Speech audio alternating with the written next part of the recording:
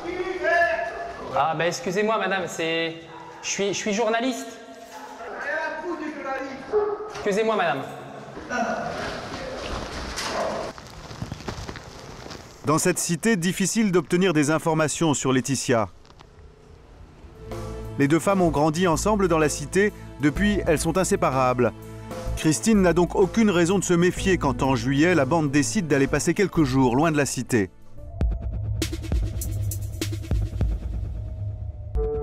La bande arrive dans le pavillon confortable de leur amie Ellie. Et c'est ici que tout va déraper.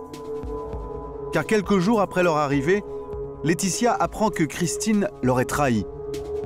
L'idée de départ, c'est cette Laetitia, là, donc l'instigatrice, on va dire. Elle pense que la victime a couché avec son ex-compagnon. Dès l'arrivée dans le pavillon, la bande décide de donner une petite leçon à Christine. Et très vite, tout dégénère. Derrière les volets fermés, Christine vit un calvaire. Elle est frappée plusieurs fois sur le corps et au visage. Puis les violences virent au jeu de torture, à une mise en scène macabre. On a trouvé une vidéo sur laquelle on voit les personnes qui ont été placées en garde à vue perpétrer ces violences avec du plaisir, avec un détail d'ingéniosité qui nous a laissé un petit peu plus que perplexes sur la nature humaine.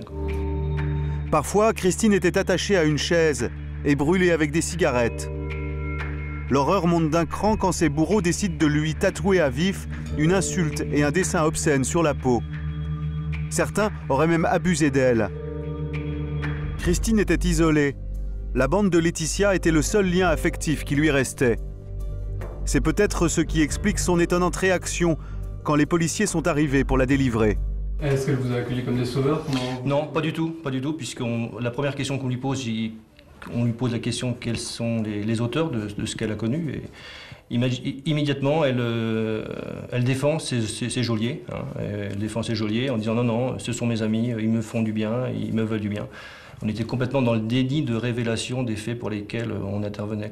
C'était un peu, des spécialistes diront que c'est le syndrome de Stockholm, mais on était tout à fait dans cela, prostré et refus total de communiquer avec les enquêteurs.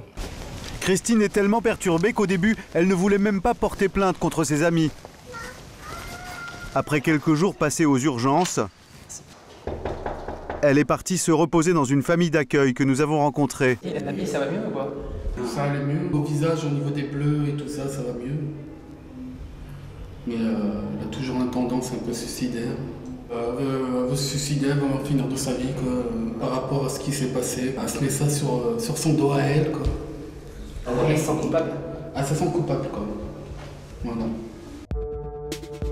Parmi les personnes aujourd'hui en détention préventive, certaines risquent une condamnation pour séquestration accompagnée d'actes de barbarie. Des crimes qui sont passibles de la réclusion criminelle à perpétuité.